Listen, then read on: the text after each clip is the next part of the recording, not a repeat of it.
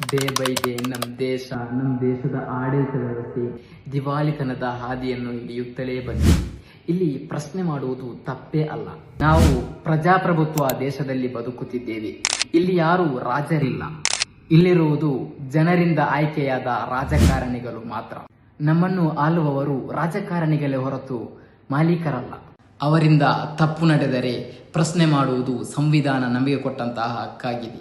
ಗಾಂಧೀಜಿಯವರು 1920 ಮತ್ತು 40ರ ದಶಕದಲ್ಲಿ ಹರಿಜಾನ್ ಮತ್ತು ಯಂಗ್ ಇಂಡಿಯಾ ಎಂಬ ಪತ್ರಿಕೆಯಲ್ಲಿ ಬರೆಯುತ್ತಾರೆ, ಈ ದೇಶದಲ್ಲಿ ಪ್ರಪ್ರಥಮವಾಗಿ ತಂಬಾಕು, ಗುಡ್ಕಾ ಮತ್ತು ಲಹರಿಯಂತಹ ವಸ್ತುಗಳನ್ನು ನಿಷೇಧ ಮಾಡಬೇಕೆಂದು ಗಾಂಧೀಜಿಯವರು ಬರೆಯುತ್ತಿದ್ದಾರೆ. ಆದರೆ ಇವತ್ತು ಸಾಮಾನ್ಯ ವ್ಯಕ್ತಿಗಳಲ್ಲ, ಲಕ್ಷಗಟ್ಟಲೆ ಜನರು ಮತದಾನ ಮಾಡಿ ಆಯ್ಕೆ ಮಾಡಿದಂತಹ ಜನಪ್ರತಿನಿಧಿಗಳು, ಎಂಎಲ್ಎಗಳು, ಎಂಪಿಗಳು ಈ ದೇಶದ ಭವಿಷ್ಯವನ್ನು ಚರ್ಚೆ ಮಾಡುವಂತಹ, ಈ ದೇಶದ ಪ್ರಜಾಪ್ರಭುತ್ವದ ಹೃದಯವಾದಂತಹ ವಿಧಾನಸಭೆಗೆ ಪ್ರವೇಶಿಸುವಾಗ ತನ್ನ ಕಿಸೆಗಳಿಗೆ ಗುಡ್ಕಾದ ಪ್ಯಾಕೆಟ್ಗಳನ್ನು ತುರುಕಿಸಿಕೊಂಡು ವಿಧಾನಸಭೆಯ ಒಳಗೆ ಪ್ರವೇಶಿಸುತ್ತಾರೆ.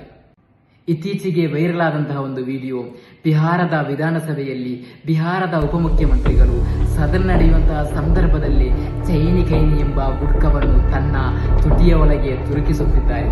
ಅದು ಮಾತ್ರವಲ್ಲ, ಉತ್ತರ ಪ್ರದೇಶದ ವಿಧಾನಸಭೆಯಲ್ಲಿ ಒಂದು ಶಾಸಕರು ಗುಡ್ಕಾವನ್ನು ವಿಧಾನಸಭೆಯ ಒಳಗಡೆಯೇ ತಿಂದು ಅಲ್ಲೇ ಉಗುಳಿಬಿಡುತ್ತಾರೆ.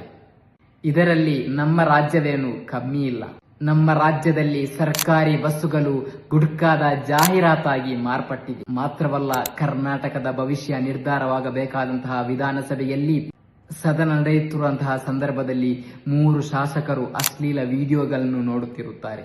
ಮಾತ್ರವಲ್ಲ, ಕೆಲವು ವರ್ಷಗಳ ಮುಂಚೆ ಕರ್ನಾಟಕ ವಿಧಾನಸಭೆಯಲ್ಲಿ ಸಭಾಧ್ಯಕ್ಷರು ಮತ್ತು ಒಬ್ಬ ಶಾಸಕರು ಅತ್ಯಾಚಾರದ ಕುರಿತು ಚರ್ಚೆಯಾಗುವಂತಹ ಸಂದರ್ಭದಲ್ಲಿ ಶಾಸಕರು ಲೈ ಡೌನ್ ಅಂಡ್ ಎಂಜಾಯ್ ಎಂದು ನಗುನಗುತ್ತಾ ಹಾಸ್ಯವಾದ ಮಾತುಗಳನ್ನಾಡುತ್ತಿರುತ್ತಾರೆ. ಇವತ್ತು ನಮ್ಮ ಹೆಮ್ಮೆಯ ಪ್ರಧಾನಿಯ ಹೆಸರು ಕೂಡ ಎಫ್ಸ್ಟೀನ್ ಫೈಲ್ಸ್ಗಳಲ್ಲಿ ಕೇಳಿ ಬರುತ್ತಿದೆ.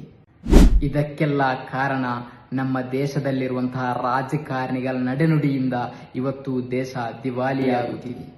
ಅನರ್ಹ ವ್ಯಕ್ತಿಗಳನ್ನು ಇಲ್ಲಿ ಅರ್ಹ ವ್ಯಕ್ತಿಗಳಾಗಿ ಕಾಣುತ್ತಿದ್ದಾರೆ. ಫಾರ್ ಎಕ್ಸಾಂಪಲ್ ಹೇಳುವುದಾದರೆ, ಕ್ರಿಕೆಟ್ ಆಡಳಿತ ಏನೆಂದೂ ಗೊತ್ತಿಲ್ಲದ, ಬ್ಯಾಟ್ ಹಿಡಿಯಲು ಹೇಗೆ ಎಂದೂ ಗೊತ್ತಿಲ್ಲದ, ಕ್ರಿಕೆಟ್ ಸಂಘಟನೆಗಳ ಬಗ್ಗೆ ಯಾವುದೇ ಅರಿವಿಲ್ಲದ ಅಮಿತ್ ಶಾ ರವರ ಮಗನಾದಂತಹ ಜೈ ಶಾ ರವರನ್ನು ಐಸಿಸಿ ಇಂಟರ್ನ್ಯಾಷನಲ್ ಕ್ರಿಕೆಟ್ ಕೌನ್ಸಿಲ್ನ ಅಧ್ಯಕ್ಷರಾಗಿ ನೇಮಕ ಮಾಡುತ್ತಾರೆ.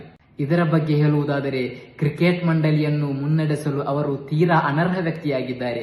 ಆದರೆ ರಾಜಕೀಯ ಶಕ್ತಿಯಿಂದ ಅವರಿಗೊಂದು ದೊಡ್ಡ ಪಟ್ಟವನ್ನೇ ಕೊಟ್ಟು ಬಿಡುತ್ತಾರೆ. ನೀವೇ ಯೋಚಿಸಿ ನೋಡಿ, ಪ್ರಜಾಪ್ರಭುತ್ವದ ಹೃದಯವಾದಂತಹ ವಿಧಾನಸಭೆ, ಲೋಕಸಭೆಯ ಮರ್ಯಾದೆ, ಗೌರವ ಎತ್ತ ಸಾಗುತ್ತಿದೆ ಮತ್ತು ದೇಶ ದಿವಾಳಿತನದ ದಾರಿಯನ್ನು ಹಿಡಿಯುತ್ತಲೇ ಬಂದಿದೆ. ಇದರ ಬಗ್ಗೆ ನಿಮ್ಮ ಅಭಿಪ್ರಾಯವನ್ನು ಕಮೆಂಟ್ ಮೂಲಕ ತಿಳಿಸಿ.